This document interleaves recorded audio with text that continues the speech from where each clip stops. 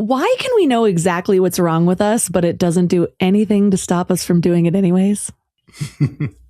Well, that's a good question. And it's tricky because, when we do things like fall into a shame spiral or any type of spiral where we perseverate over and over again, thinking we're going to change the outcome, it's not really a moral failing. It has a lot to do with neuroscience. When we create these loops in our brains, our body is reacting to something innate. You're listening to Mind Love with me, Melissa Monte. So, for example, the one thing that came up in my mind immediately when you said that is we all go to work and perhaps somebody at work one day said something to us and we thought it was a little condescending and we immediately internalized that.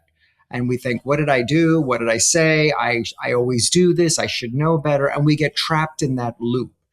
And really the important thing for me, at least, and for the clients I work with, it's important to say that voice is probably not your own.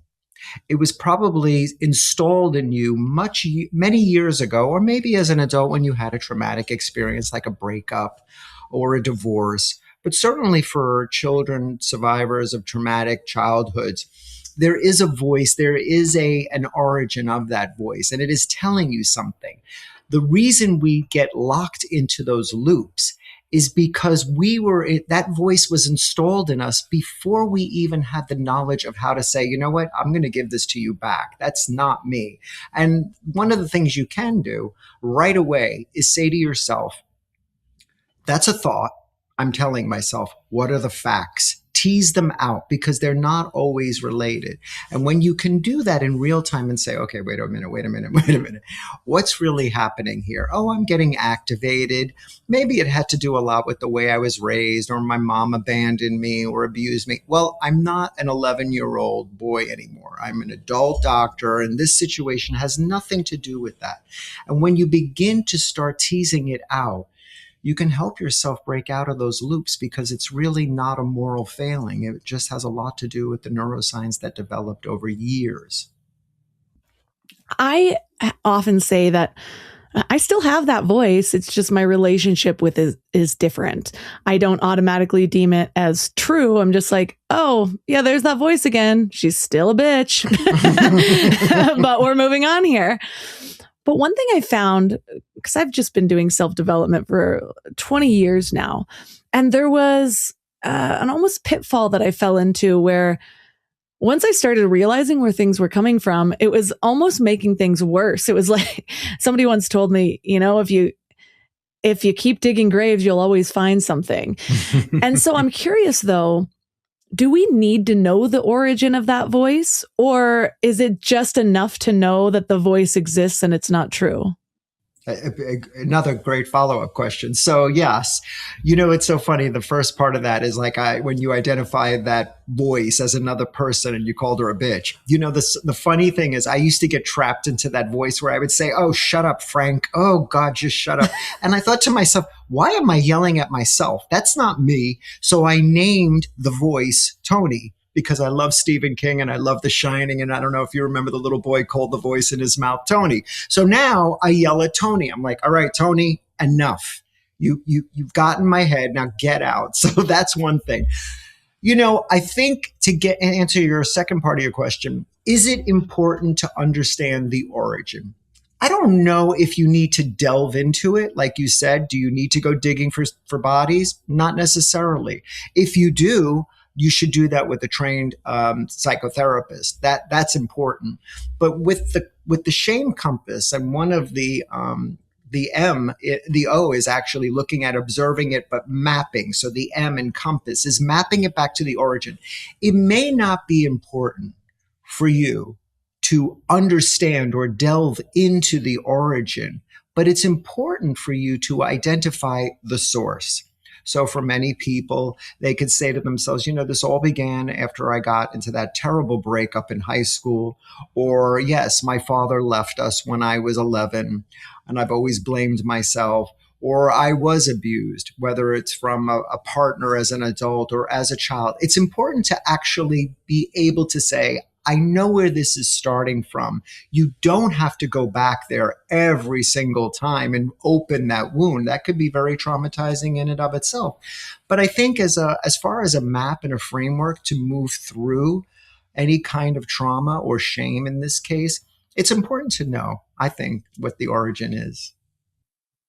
Yeah, I go back and forth. I remember interviewing somebody one time and I started asking him about his past. He had this really rich immigration story and he was kind of a character, but he just looks at me and he goes, I don't talk about the past. I only talk about the future. That way I move toward it faster. Next question. And I was like, whoa, okay. And when I mentioned how there was almost a pitfall, I feel like in really understanding a lot of my patterns and healing myself, it kind of opened wounds with my parents that I didn't know that I had. You're just kind of blissful in your childhood, like everything was great. And then you're like, wait, remember when you said this to me and now I've been doing this ever since? Or remember how you obsessed over this and now I ended up with an eating disorder? Oh my God. And then I fell into that blame victim spiral for a long time until I realized that wasn't getting me anywhere either. But I started to realize that it's not just one voice in my head. I have a bunch. And the problems come up when I'm identifying too much with one or the other, if that makes sense. Well, I mean, it is complex, and certainly having any kind of trauma in your childhood could lead to complex PTSD, definitely. And then offshoots of that are developing eating disorder or addictions or problematic drinking. I work a lot with people who have alcohol use disorder in my role as a coach at Reframe. And one of the things we talk about is, yes, we talk about the past and we try to understand the way they were raised or what happened. Were there any sort of traumatizing events that happened? That's a realistic question to ask. I love your guest that said, I don't talk about the past. Well, that's really avoidant behavior. And yeah, if you want to be a shark and keep swimming forward, that's great. But you will at some point have to at least acknowledge where it comes from. The other part is, and you raised this, it's really important to clarify because I thought it was a great point, is when you do start to do the work, and we talk about that all the time, when you start to really reflect and have enough distance where you could look and observe it as if you're a scientist and say to yourself, oh yeah, that did happen to me. That did have a traumatic effect on me. It does open up other wounds. So lo and behold, you think you have a great relationship with your parents, and then you start to unpack it and you say, you know what? That was really odd that mom used to just like make me walk to school when everybody else's mom walked them to school, or whatever the example. But I think my take-home message for anybody that is embarking on this journey is to always treat yourself with kindness and compassion. As you uncover things, just say, this is okay. This is hard, and you're doing a great job, because the tendency is to blame yourself, and that's not what we want. What inspired you to start digging into this shame spiral?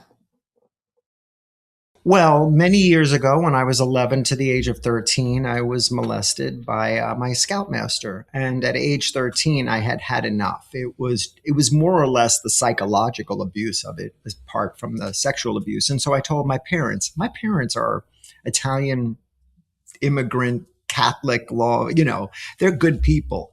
And this was a Boy Scout that was attached not only to my school, but my church. And so the senior leaders shamed my parents and said, you don't want to report this. This is only going to bring shame upon your family. And so they agreed to let my scoutmaster step down quietly. No police, no claims. And they wanted it to do it as quietly, but in exchange, he would step down. Lo and behold, I become a doctor, and I worked many years with an art therapist, and this art therapist saved my life. I really attributed her with everything that I've done to this date, because she taught me how to write. And she said, write, come from a place of writing to exercise all of that, whether it's journaling or whether it's writing a memoir or whatever, even fiction.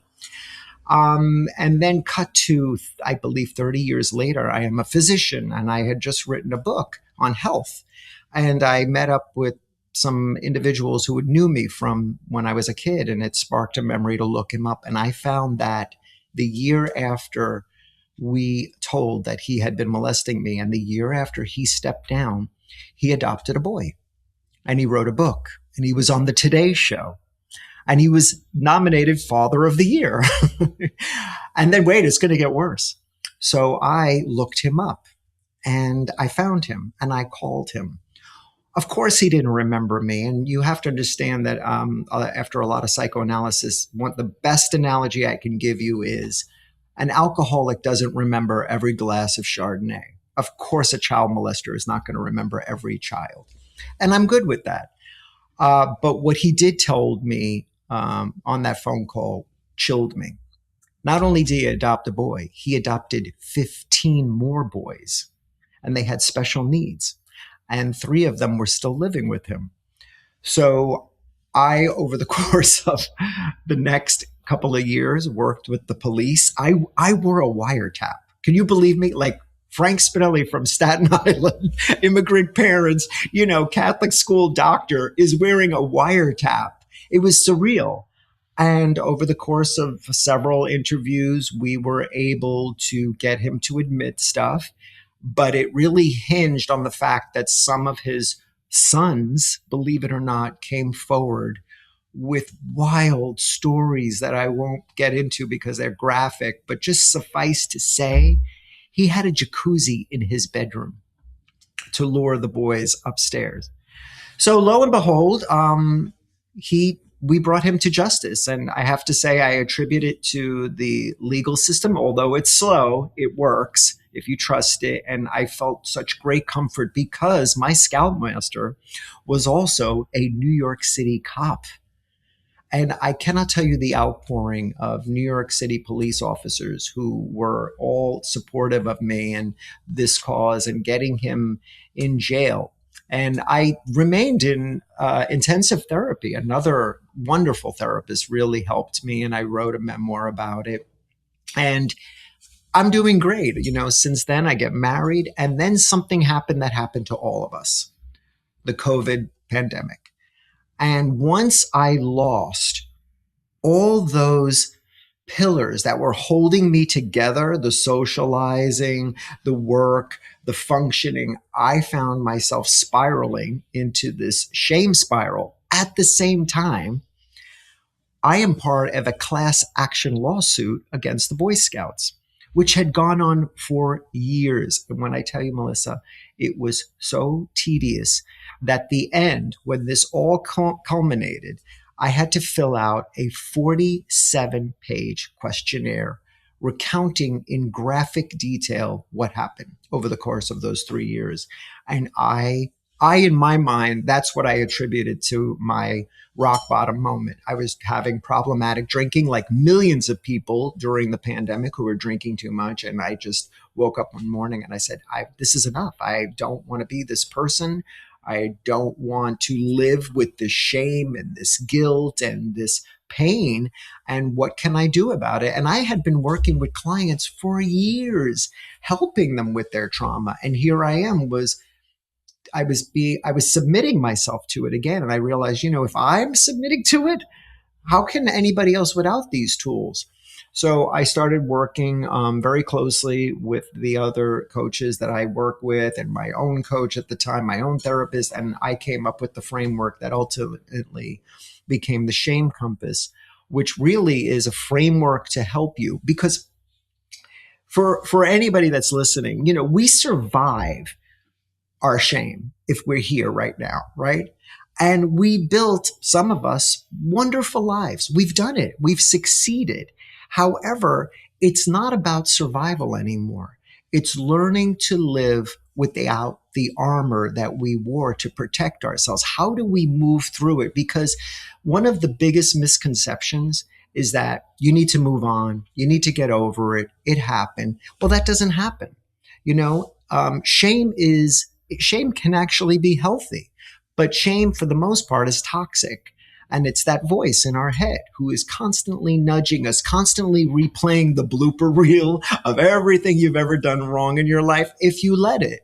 And so the framework is not a substitute for therapy if you need it, but certainly it's something for you to acknowledge and say, okay, listen, what could I do? Well, I could confront this if I'm ready, observe it with compassion, map it to a source. Clearly, mine is easy to map.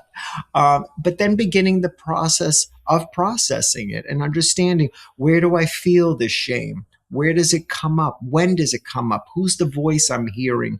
What is it in relationship to? Who is it in relationship to?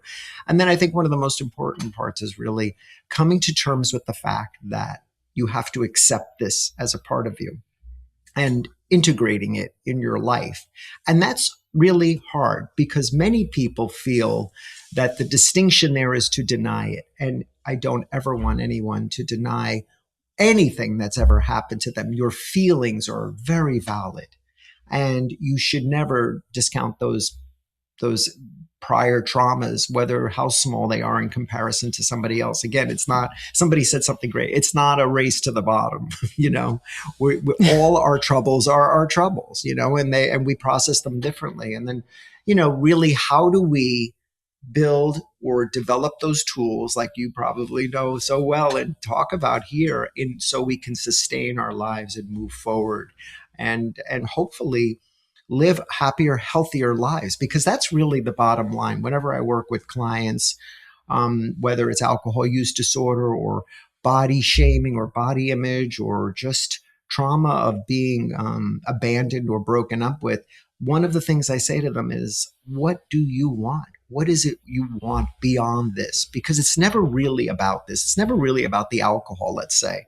It's about why you used alcohol. And it was probably to mask the pain you were trying to just, suppress. So that's a very long answer to your question. Oh, I love a good long story, even though that one had me all over the place with my emotions. But I'm curious because you said you lived for years kind of band-aiding things with your social life and your achievements. If COVID didn't happen to really exacerbate all that and bring up some of the wounds to the surface, were there still signs that something was unhealed, even as busy as you kept yourself? Yeah, that's a great question. So that's what we do. We keep busy. We achieve more at work. We scroll more. We drink more. We eat more. We have more sex. We use substitutes or transfer addictions to keep us going. And for many of us, we're very high functioning. We can go to work. We can achieve greatness, but it's to overcome what we're not really dealing with. And I think for the most part, I had done so much work on myself. I was in a very good place. And had it not been for COVID, I might not have had such an opportunity to just spiral. But I do think that the reason why I think your question is really pertinent is because had there just been another tragedy, a death of a parent, a loss of a partner, whatever, that might have sent me into the same shame spiral. So I think it's really what it made me realize very crystal clear was that the shame I had worked on for years with therapists, in fact, 2 different ones, was not gone. It was still there. And I foolishly led myself to believe, oh, I'm beyond that. I'm past that. We're okay now. And really the purpose of the book was just to show you that, yeah, it's not going to go away. I'm sorry, but you can live with it and move through it and be more empowered because of it. Yeah, it's almost like a bomb that's waiting to go off. And so you can only control your environment so much. And I think that's what anyone that has control issues realizes. It's like, okay, I think I'm controlling things, but I'm not. Something's always going to come up. But I know the first step in your framework is all about confronting, noticing the shame in your body. What actually happens in someone's body, say the first week that they start paying attention to their shame instead of avoiding it? Oh, wow. Well, you know, a lot's going to happen. And that's why it really takes a lot of preparedness to embark on this because, you know, you're going to start to look at yourself with a critical eye. And like you said, you know, earlier, I don't know if I want to go digging for bodies. Well, then maybe you're not ready. And not that we're going to dig for bodies, but things may come up. And I think why I felt we needed to start with confrontation and being really honest with yourself is that because we have to stop running. We have to start noticing and start really asking us questions because we are overachievers, because we can just get lost on Instagram or whatnot. And I don't mean there's anything wrong with that, but some people do get lost for too long. And so really it's starting to notice. And that's why immediately it's the observing it, observing your behavior, observing where you're feeling this, because a lot of pain can be manifested physically. And certainly for people who have suffered trauma and shame or childhood trauma or any kind of trauma, there is a fight or flight or freeze response. And so when you're ready to do that, you may stimulate that fight or flight response and you may stimulate that cortisol and it may feel very uncomfortable. And if you're not prepared, you may not know what to do with that. And so you may go back to old habits like drinking, like having problematic eating, like engaging in, you know, sexual activity that you thought you had stopped doing, you know, whatever, because that's the comfort. That's what you know. The idea is that when you begin the work, it's hard and you have to be prepared. How do you know when you notice that shame in your body if the shame is a healthy kind of shame versus an old wound that's popping back up? Well, that's good. So the first misconception that everybody makes is guilt is shame. It's not. Guilt is I did something bad. I said something to my boss and I kind of feel like I shouldn't have said that. Well, that's a good thing because it's behavior. You can fix that. You can say, I'm sorry. Shame is I'm bad. Everything bad that happens to me is because I am a bad person. It's about identity. And so it's important to understand that distinction. Now, there is a healthy version of shame and a toxic version of shame that's related to behavior. So again, it could be related that you felt bad and you shamed somebody and that was the behavior that led it. And you can learn from that. The toxicity is listening to that voice that says, you're bad. I knew this was going to happen. You always do this, and believing it, that it becomes part of your whole identity. So what we talk about, what I talk about in the book is try to understand what the shame is telling you instead of what it's telling you to accept it. Like understand it a little bit better. And what is the case? What is the scenario? Why does it come up? What is it making you feel like again in your body? Because again, we know this is all manifesting. And certainly it's moving through those steps. But when you I describe shame initially as there's competence, there's relational, there's trauma, and you can describe each and talk to yourself. And there's actually activities that you can do to better understand what it is the shame is telling you instead of trying to just deny it, which is what a lot of people do, which is when we say we don't want to revisit the past, it's almost like trying to avoid that activity or that process, which is hard.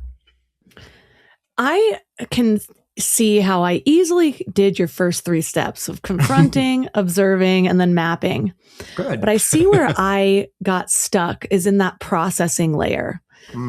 And I love how you really break this down into three bodies. Can you share with us how to properly process something? Because again, I got stuck there for years where I was just like, okay, well now this came from here. Of course I was a victim, you know what I mean? And so it didn't really have anywhere to go. Right. So the big misconception is that shame, lives in your mind. It doesn't. It lives in your body. It lives in the stories. It lives in your relationships that you constantly play out. One of the things that I am very staunch about with my clients is People who suffer from trauma are destined to repeat activities in the present, thinking they're going to correct the past. So anybody who's abused sexually may become promiscuous as an adult, thinking that they will reclaim their agency in these present day, but that's a loop that you're just reenacting them. So what I talk about is thinking about the three bodies. So the first is, you want to work through them. So there's the physical body. Where are you feeling it? Because we store all of this somatically. Is it in the nervous system? Is it chronic tension? Do you feel it like in your chest? I used to feel it in my chest. I used to feel like something was like a turbine in my chest. And understanding that, noticing it, not judging it, saying, okay, I know what this is. I'm experiencing something in my physical body. And then there is the story of like, what are you telling yourself? What is the framework that this is providing you? So the story is that narrative layer. And then the third one is the relational body, which is how is shame playing out in connection with other people? Particularly, this is important for like relationships that you have, not only with your family, with your partner, but also at work. Why do you find yourself intimidated by certain people? Why do you feel you acquiesce too easily with certain individuals? Because they probably represent something that is being triggered. So when you go through the three bodies, it's important because processing means going through all three, because you can't think your way out of a somatic shame without connecting to the body first, if that makes any sense. Yeah. And so say you do connect to that, you can feel where in your body you're being triggered. What's your process for moving that energy, or is just kind of noticing where it is enough? Well, for starters, yeah, noticing it, noticing where it is, like I used to do with my chest, understanding, okay, I'm being triggered or I'm being activated. This is something related to what's happening. What does it feel like? Describe it. Write it down. I'm a big proponent of journaling, and I don't mean essays. I mean just writing stuff down. Describe it in 3 words. How does it feel? And then just noticing it and being compassionate about it. Okay, this feels weird. You know what it is. Let's not judge yourself for it.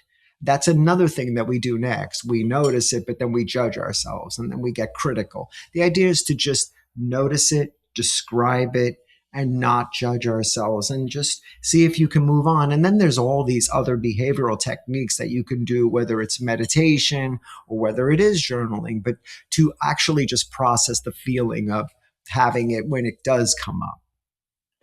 Do you think there are any pitfalls to building a healing framework for other people when you're still actively struggling yourself?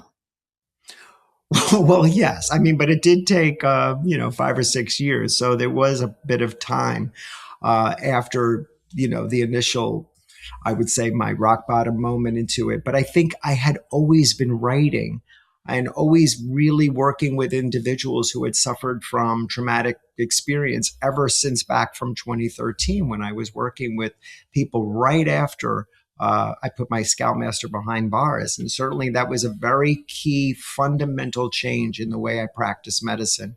I began asking patients more and more about their childhood and not saying, did you have a normal childhood? Because who has a normal childhood?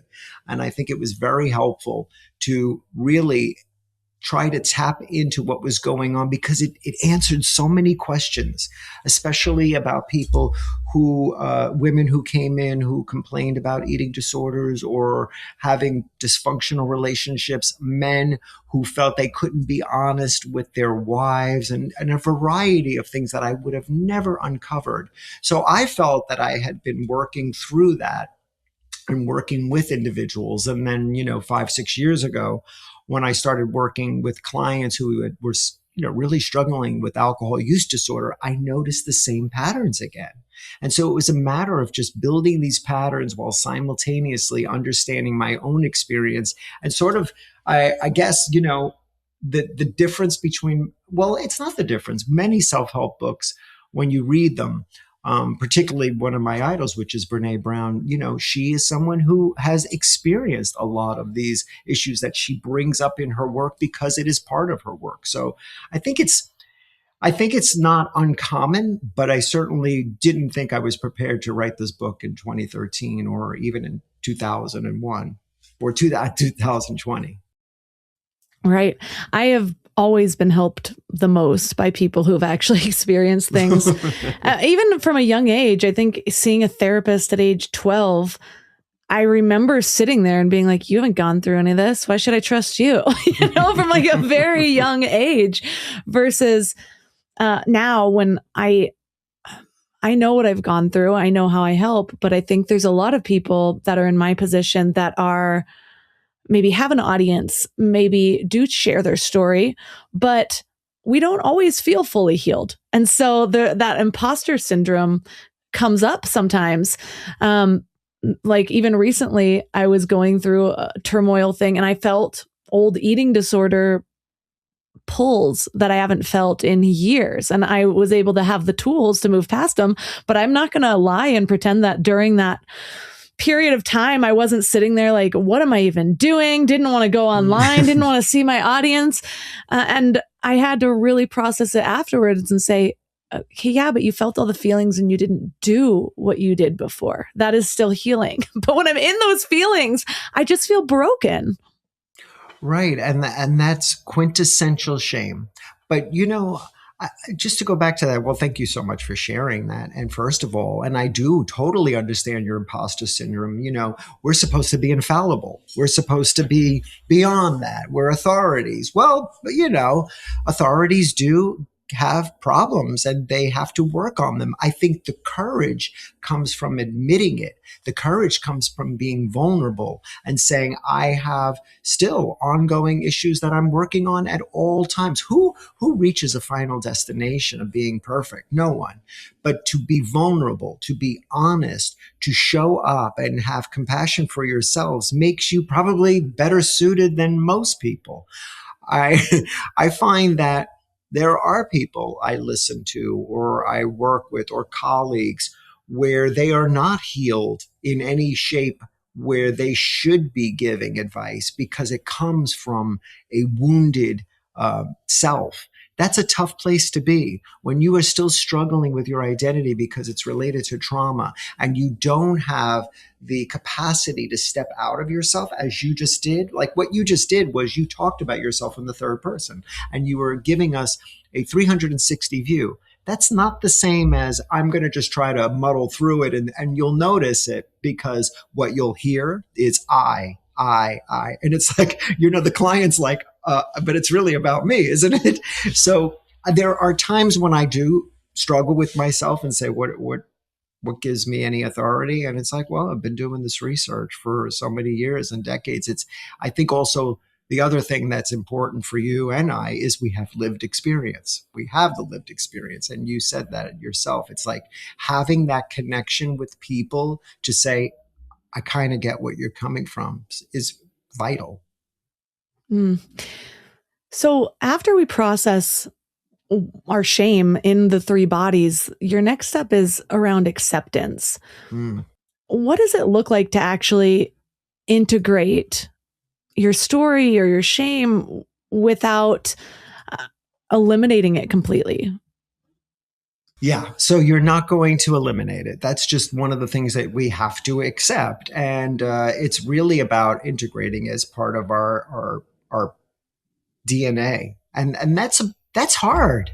That's hard for people. And it surprises most people because we always hear just get on, move on, get past it. What do the Brits say? Stay calm, carry on. Well, we almost want to say, well, I can't. And it's like, I get that. It's okay. But if you want to come to a healing part, well, you have to arrive somewhere that is really clean and unencumbered. And by accepting it, it isn't endorsing the shame or surrendering to it. I don't like that. It's about recognizing that this wound is there. It's part of your story and that you can integrate it. It's like saying, I have a scar. It's not going to go away, but you can wear it and understand what it stood for and how much how much emphasis it carried at some points, but really integrating it means that the shame no longer has the veto power over your choices. One of the things I often find when you don't pause, reflect, and give yourself an opportunity to get past the moment where you've been activated, the shame will answer for you, or it'll deny you, or it'll have veto power. It's being present and understanding that you truly are driving all this. And you can carry the history. We have to carry the history. It's with us.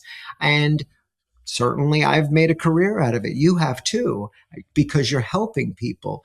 But you can choose how much emphasis it plays in your life. But it does come with the very first big step, which is I have to accept this.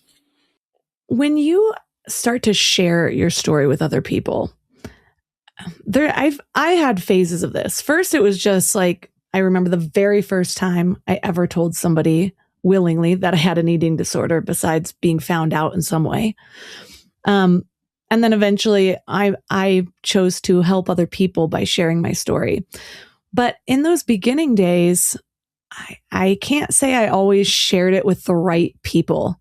And sometimes it came back to bite me in the ass. So how do you know who is a good person to open up to, especially when the shame runs pretty deep? Yeah. I want to say to everybody right now, not everybody deserves to hear your story. It is transactional. You have to ask yourself, what do I stand to gain from telling people my story, or this person, for example?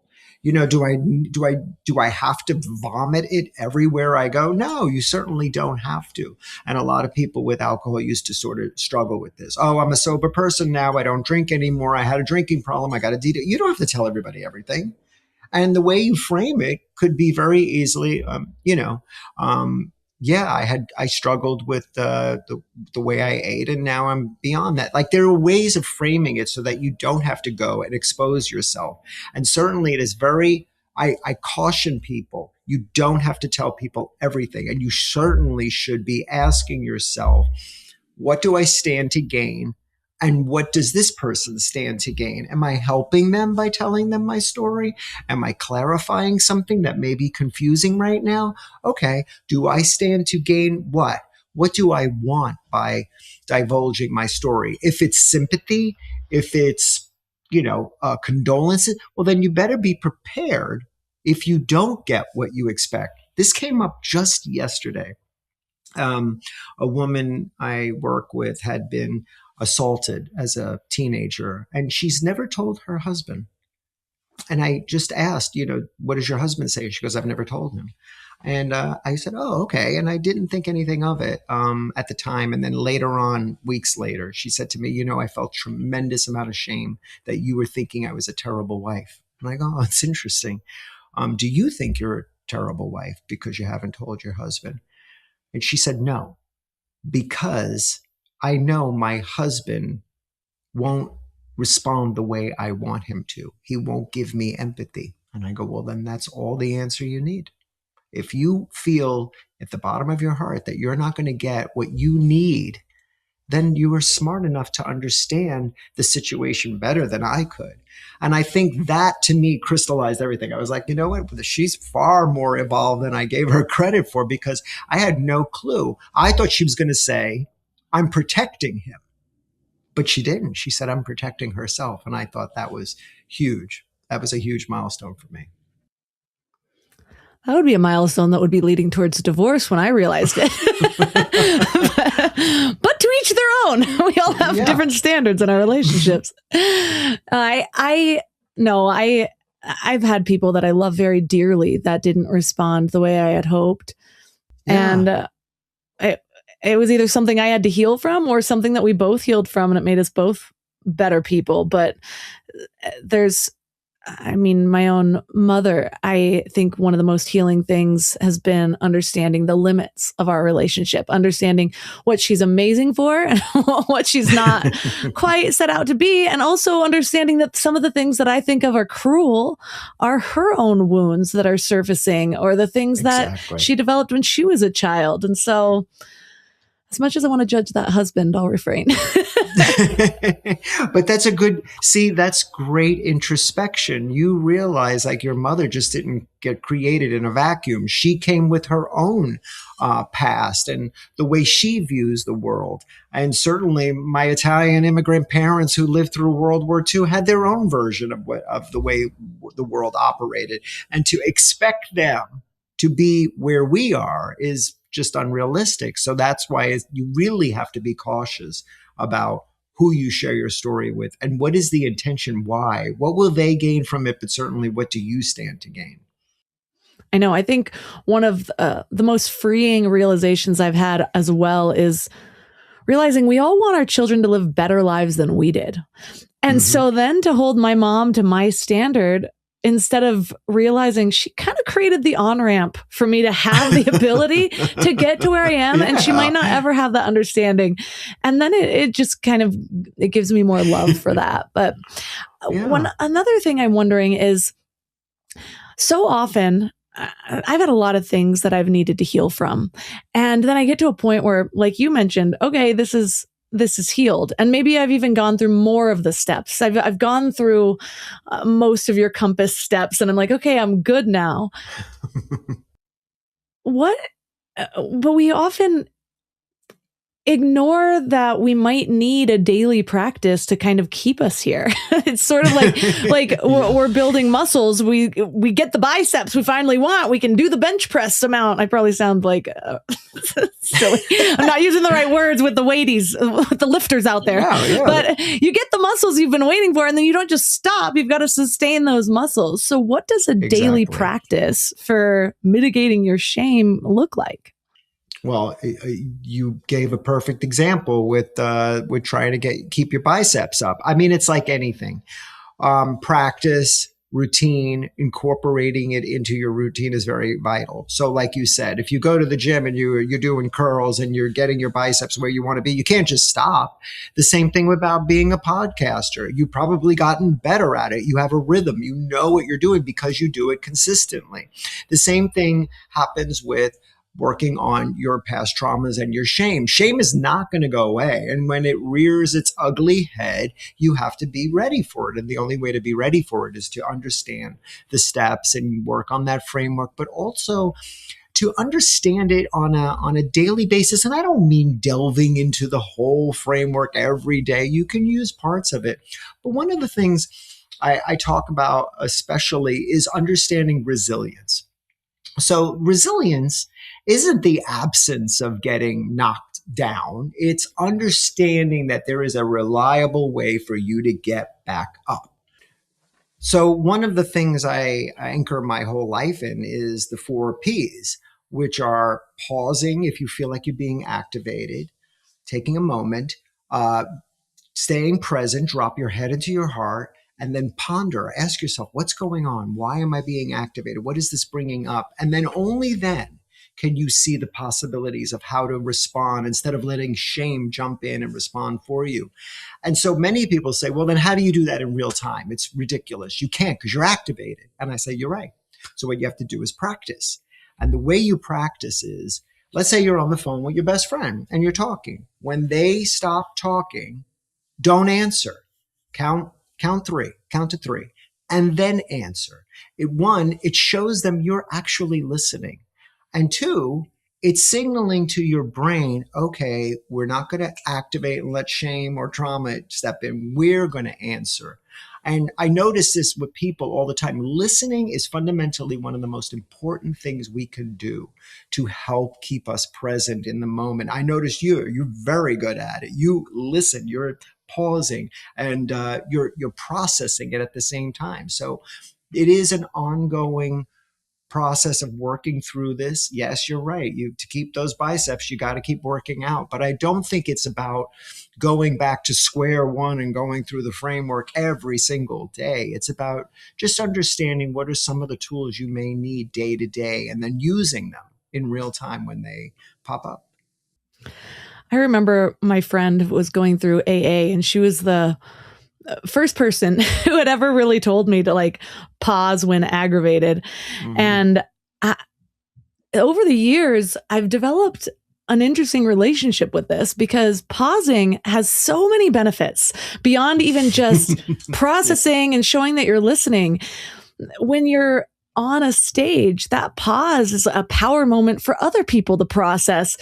I even recently read how if somebody like comes at you, like really like intentionally triggering you, you just sort of pause and you stare at them for a few minutes and you become a mirror, and then they have to hear what they've said instead of then reacting to what you say. I love that. So the idea of pausing, I mean, pausing in your life in general, even just when you're by yourself, is just, it's where I think you are able to meet yourself more rather than falling into all of those unconscious patterns. And so I love leaving listeners with one thing to do to kind of bring this into the reality. Maybe this conversation is bringing up some of the shame they've been hiding. Maybe they don't even know it's still hiding there. What is something that you'd give them to either do or think about this week? Oh, good.